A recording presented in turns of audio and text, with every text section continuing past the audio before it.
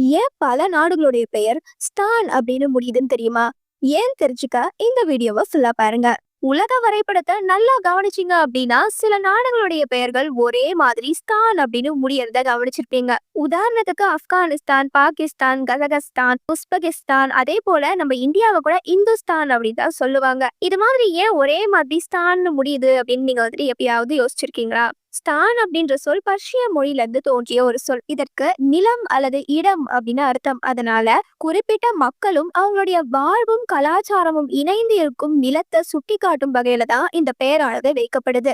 உதாரணத்துக்கு சொல்லணும்னா ஆப்கானிஸ்தான்னா ஆப்கான் மக்கள் வாழும் நிலம், கசகஸ்தான்னா கசக் மக்கள் வாழும் நிலம். அதே போல பாகிஸ்தான் 1933ஆம் ஆண்டு உருவான பெயர். அதே போல நம்ம இந்துஸ்தான் அப்படின்ற பெயர் எப்படி வந்ததுன்னு பாத்தீங்கன்னா 13ஆம் நூற்றாண்டுல பர்ஷிய வரலாற்று ஆசிரியரான மின்ஹாஜி சிராஜ் இந்தியாவை இந்துஸ்தான் அப்படின்னு அழைச்சாரு.